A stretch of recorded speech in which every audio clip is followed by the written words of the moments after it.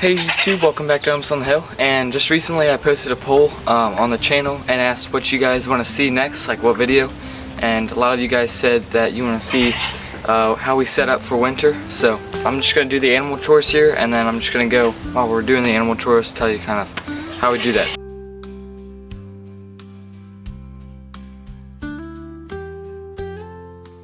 I think I'm going to do the goats first because they're pretty hungry. So for goats, and I think it's a lot different for poultry, let me know in the comments if it is, but I think for like livestock, it's almost a lot easier than poultry because we have turkeys, we have quail, we have chickens. I mean those birds take a good bit of care and maintenance. Otherwise, I mean these goats only need probably fresh straw in their bedding area, which is right here, and then probably a lot more hay in the wintertime. Maybe the costs are a little bit more than poultry, but if you have a setup sort of like ours, which we have electric netting, and it actually just runs around their whole entire back enclosure, and then as you can see they've started to eat it pretty good, but they definitely have a lot more to eat. But yeah, that saves us a lot more costs on feed and hay. But I mean, if you don't have a big area for livestock or goats, especially because goats will eat until, it seems like will eat until they die, but just because if you guys have goats, you'll know. But you always got the water, but that's the same with all the animals. You just gotta break up their water and make sure they have enough and it's fresh. Okay, moving on to the chickens. See what they look like. Food's good, water not frozen, so yeah. Inside the coop is good. We always have these two chickens in here. I'm wondering if any of you guys know how to get these chickens, if you guys have the same problem, and if you guys know how to get them down, because they just stay up here constantly and they don't go down to the run. So now, making sure your chicken coop has fresh bedding material, which could be straw, could be wood chips. We like to use wood chips because it keeps the odor down. But just make sure that your chicken coop has a lot of them. Just keeps the chickens insulated a lot better, and just, again, wood chips help the stench. So that's why we use wood chips, but just make sure they have enough of them to last them. And that's same because they probably will spend a lot more time up here in the wintertime, since it is a good deal warmer up here, so besides down the run. So we can check their outside run here. I think they need more water. I can see from the outside, but yeah, they do need more water. Gotta get. And then their food looks pretty good, but so just more water in here. Alright, got the chickens' water.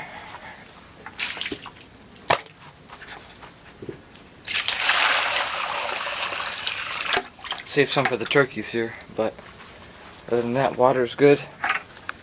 Now I actually really like these water bowls that we have for our animals, because when it gets to the wintertime, they're perfect in the summer for keeping the water cool. But in the wintertime, they're pretty bendy, so they won't break like the plastic ones do. So what I do in the wintertime, I'll just turn it over and I'll kick it, and it won't break. So yeah, good decision for wintertime if you guys have any water bowls or anything. I use it for the turkeys over there too. So now actually what I've started to do with the chickens' wood shavings and straw and stuff and material, I actually put it down in the run, and they actually like it a lot better. It might create compost, and then if I just keep laying it, it'll make more compost. So that's what I'm trying. It's kind of an experiment, but the chickens like it. They like scratching through it, eating any bugs or any stuff that's in it. And then to encourage them to scratch, we have mealworms, dried up mealworms. So I'll just throw them, and they'll dig around and all for them. So, but I mean, it looks like it's turning into dirt. Now I did make a short on this, but since it is wintertime, your chickens will stop laying as much eggs as they do in the summer because of the daylight hours. Around here we only get, sun goes down at 5. In the summertime it goes down at 7 or 8.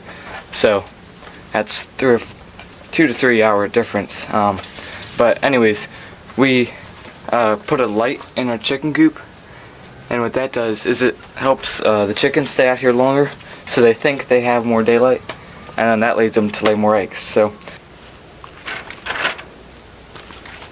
alright, done here with the chickens. Now let's move on to the turkeys. Now this fence here for the turkeys is electric, so I don't know how we're gonna do this. Normally I actually jump over this, so I think I'm gonna do that. Nice. Alright, time to check Feather Abraham, because he's gonna be the father of many.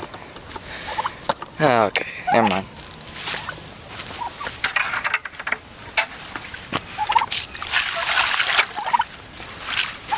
Don't attack me yet.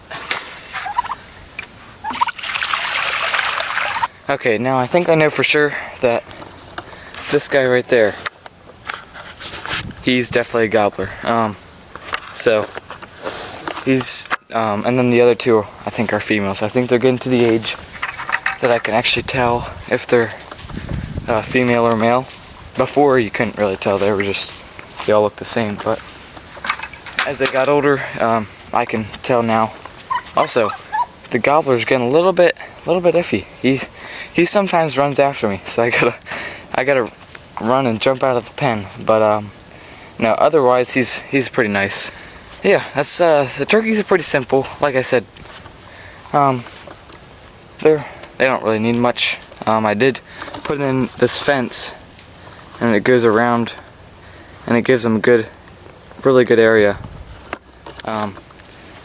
And that's plenty for 3 turkeys. And then it just actually attaches to the goat fence, so you can see the goats are right here.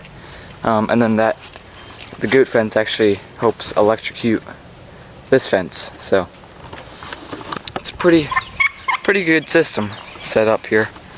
I'm gonna see if I'm gonna put the camera down, see if they run after me like they do.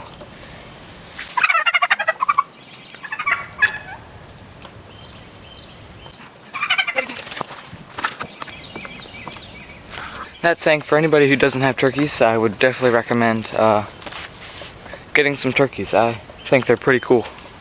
They may look interesting, but yeah, they're pretty cool creatures. And see, now they're following me as I go out. Okay. I gotta jump out of your pen. Chill.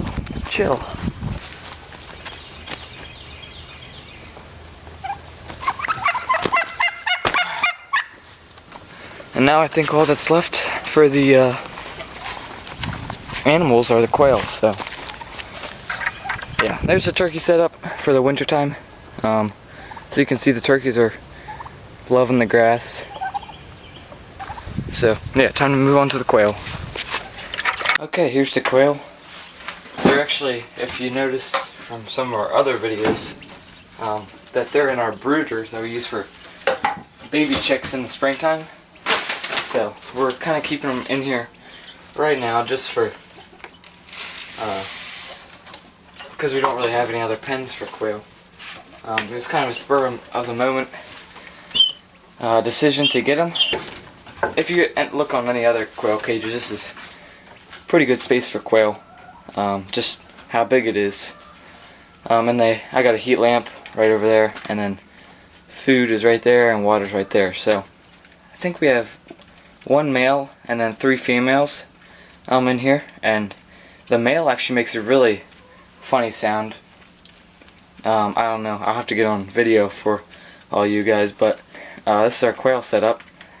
So nothing too hard, pretty simple design. As you can see, that quail right there starting to have some white, which I think is pretty cool. But yeah, I gotta make a quail house sometime here in the future. They can't always stay in this because what we're doing with the turkeys, which might be in another video, or I think I've already said it, but we need this space for future chicks and future baby turkeys. So yeah, these quail have to, I gotta make them a new home, and let me know in the comments what you guys think. I made a short on it on the channel, so yeah, that's the end of this video. If you guys like it, don't forget to leave a like and subscribe. And this is just a little sort of tour of the animals, and then also what we do in the wintertime for them and the setups we do. So yeah, I'll see you in the next one.